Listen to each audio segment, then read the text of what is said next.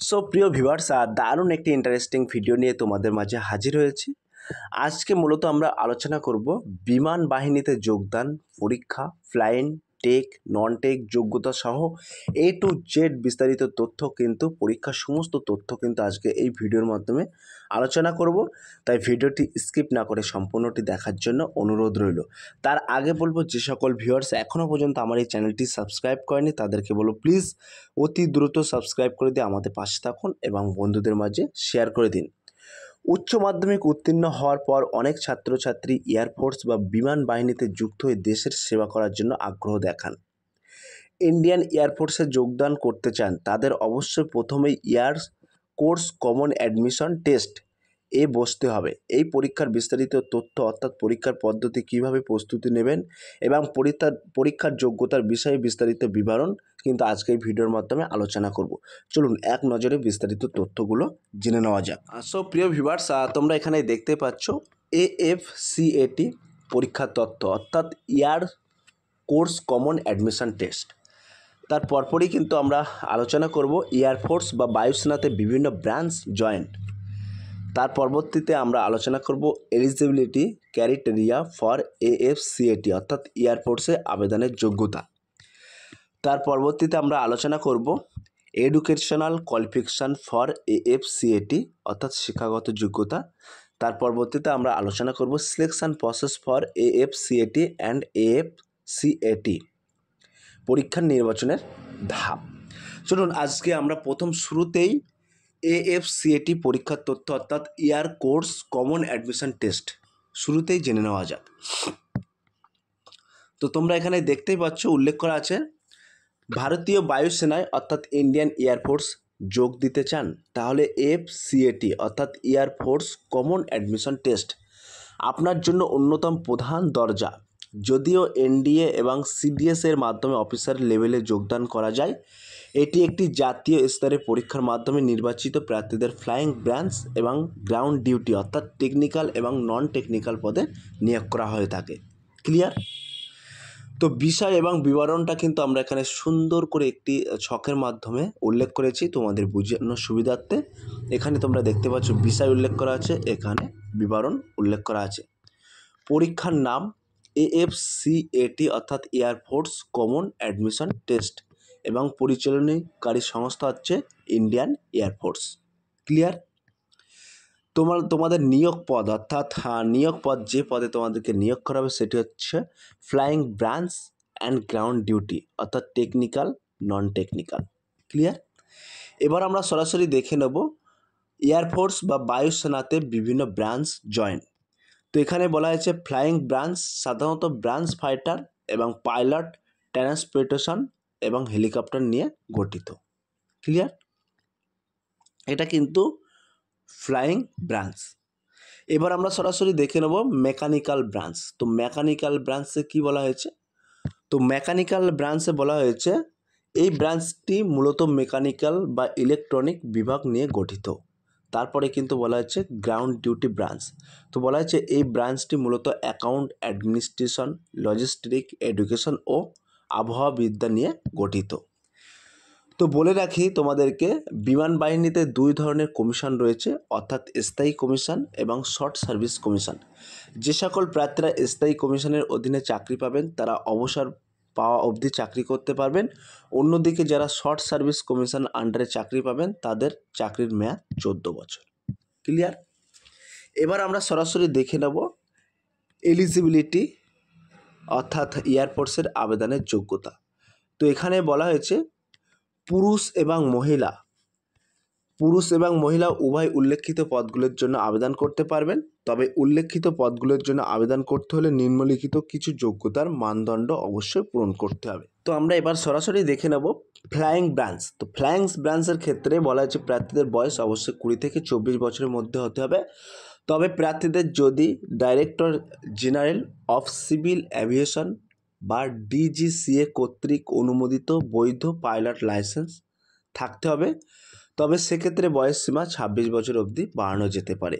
তো তোমাদের DGCA কর্তৃক অনুমোদিত কিন্তু বৈধ পাইলট লাইসেন্স থাকতে হবে। এবং তার পাশাপাশি কিন্তু এটাও বলা হয়েছে মেকানিক্যাল অ্যান্ড গ্রাউন্ড ডিউটি ব্রাঞ্চের ক্ষেত্রে প্রার্থীদের আবেদনের বয়স 20 থেকে 26 বছর পর্যন্ত। এবার এডুকেশন কোয়ালিফিকেশন অর্থাৎ শিক্ষাগত যোগ্যতা এখানে বলা হয়েছে উচ্চ মাধ্যমিক স্তরের গণিত এবং পদার্থবিদ্যা অর্থাৎ ম্যাথ প্লাস ফিজিক্স নিয়ে পড়াশোনা করতে হবে। বিশ্ববিদ্যালয় কর্তৃক অনুমোদিত ডিগ্রি সার্টিফিকেট থাকতে হবে। AFCAT পরীক্ষার জন্য শিক্ষাগত যোগ্যতা এডুকেশন কোয়ালিফিকেশন নিচে শাখা ভিত্তিকভাবে বিস্তারিতভাবে দেওয়া হলো। তো এখানে কিন্তু ফ্লাইং ব্রাঞ্চের জন্য তোমাদের যে শিক্ষাগত যোগ্যতা লাগবে সেটা কিন্তু আমরা এখানে উল্লেখ করেছি।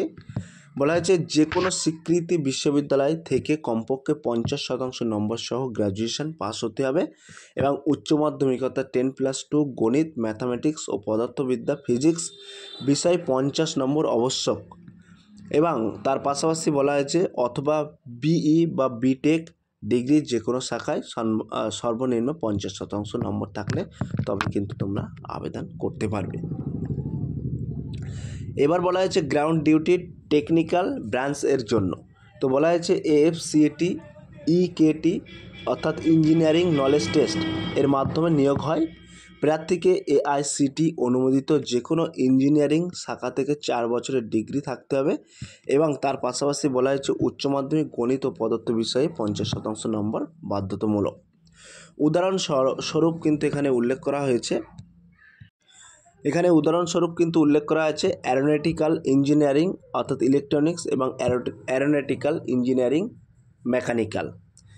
তো এখানে বলা হয়েছে আরও কিন্তু বিস্তারিত তথ্য কিন্তু এখানে বলা হয়েছে গ্রাউন্ড ডিউটি অর্থাৎ নন টেকনিক্যাল ব্রাঞ্চের জন্য কিন্তু অ্যাডমিনিস্ট্রেশন এবং লজিস্টিক্স যে কোনো শাখায় গ্র্যাজুয়েশন সর্বনিম্ন 50% এবং অ্যাকাউন্টস BCom সর্বনিম্ন 50% এবং এডুকেশন যে কোনো বিষয় পোস্ট গ্র্যাজুয়েশনের ক্ষেত্রে 50% এবং গ্র্যাজুয়েশন অন্তত 60% নম্বর থাকতে হবে।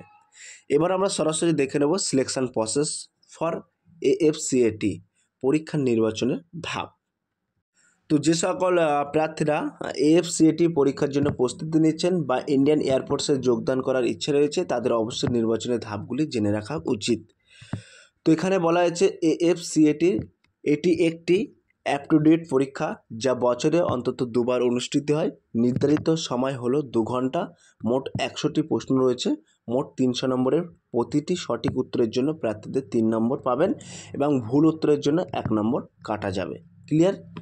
প্রতিটি প্রশ্নের মান থাকছে 3 নম্বর এবং ভুল উত্তরের জন্য কিন্তু তোমাদের 1 নম্বর করে কাটা যাবে এবং এখানে কিন্তু বিভাগটাও কিন্তু আমরা উল্লেখ করেছি।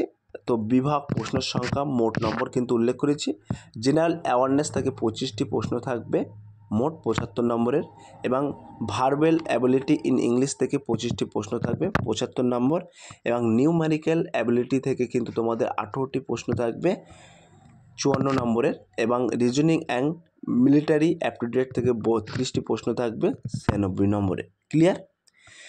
এবার আমরা সরাসরি দেখে নেব AFSB এবং SSB ইন্টারভিউ। ইয়া হলো প্রথম ধাপ যেখানে আবেদনকারী প্রার্থীদের ইন্টারভিউর জন্য ডাকা হয়। প্রথম ধাপে উত্তীর্ণ হলে প্রার্থীদের দ্বিতীয় ধাপে যোগদান করার সুযোগ পান। অন্যদিকে প্রথম ধাপে অনুত্তীর্ণ হলে প্রার্থীদের পুনরায় ইন্টারভিউ ডেট দেওয়া হয়। ক্লিয়ার? তার পাশাপাশি কিন্তু তোমাদের মেডিকেল টেস্টও হবে। তো মেডিকেল টেস্টের ক্ষেত্রে এরপর প্রার্থীদের মেডিকেল টেস্ট বা শারীরিক পরীক্ষা করা হয়। শারীরিক পরীক্ষায় উত্তীর্ণ প্রার্থীদের পরবর্তীতে 48 সপ্তাহের একটি দীর্ঘ প্রশিক্ষণের ব্যবস্থা করা হয়। তবে মেডিকেল পরীক্ষায় অনুত্তীর্ণ প্রার্থীরা পুনরায় যোগদানের জন্য পর্যালোচনা বোর্ডে যোগাযোগ করতে পারেন। তারপরেই কিন্তু এখানে উল্লেখ করা আছে শরীরের দৃশ্যমান কিংবা অভ্যন্তরীণ কোনো স্থানে কোনো রকম ট্যাটু রাখা চলবে না এবং নারকোটিক্স ব্যবহার করা চলবে না। প্রার্থীদের শরীরে ড্রাগের উপস্থিতি প্রমাণিত হলে কর্তৃপক্ষের তরফে উপযুক্ত ব্যবস্থা নেওয়া হবে। ক্লিয়ার? এবং এখানে কিন্তু আমরা একটি মেন পার্টস উল্লেখ করেছি, তোমরা দেখতে পাচ্ছ বিষয় অর্থাৎ AFCAT অফিসিয়াল ওয়েবসাইট কিন্তু আমরা এখানে উল্লেখ করেছি। এখানে তোমরা ক্লিক করলে সরাসরি A to Z বিস্তারিত তথ্য কিন্তু তোমরা জেনে নিতে পারবে এবং তার পাশাপাশি বায়ুসেনার ভারতীয় বায়ুসেনার ওয়েবসাইটও কিন্তু আমরা এখানে উল্লেখ করেছি। এখানে ক্লিক করলে কিন্তু তোমরা সরাসরি A to Z খুঁটিনাটি বিস্তারিত জানতে পারবেন এবং UPSC অফিসিয়াল ওয়েবসাইটও কিন্তু আমরা মেনশন করে দিয়েছি। সো প্রিয় ভিউয়ার্স ভারতীয় বায়ুসেনায় অর্থাৎ ইন্ডিয়ান এয়ারফোর্স যোগদান মানে শুধু একটি চাকরি নয়, এটি একটি সম্মান, দায়িত্ব এবং দেশের প্রতি নিবেদনের প্রতীক। উপরের উল্লেখিত শিক্ষাগত যোগ্যতা অনুযায়ী যদি আপনি উপযুক্ত হয়ে থাকেন তবে আজই প্রস্তুতি শুরু করুন। নতুন বিজ্ঞপ্তি, আবেদন প্রক্রিয়া, পরীক্ষার টিপস ও মক টেস্ট সম্পর্কিত আপডেট পেতে আমাদের সঙ্গে জুড়ে থাকুন। সো প্রিয় ভিউয়ার্স, এই ছিল আজকের ভিডিও। যদি ভিডিওটি ভালো লেগে থাকে প্লিজ লাইক, কমেন্ট এবং শেয়ার করে দিন বন্ধুদের মাঝে। ফিরে আসছে আগামী দিনে তোমাদের জন্য very most important topic video নিয়ে।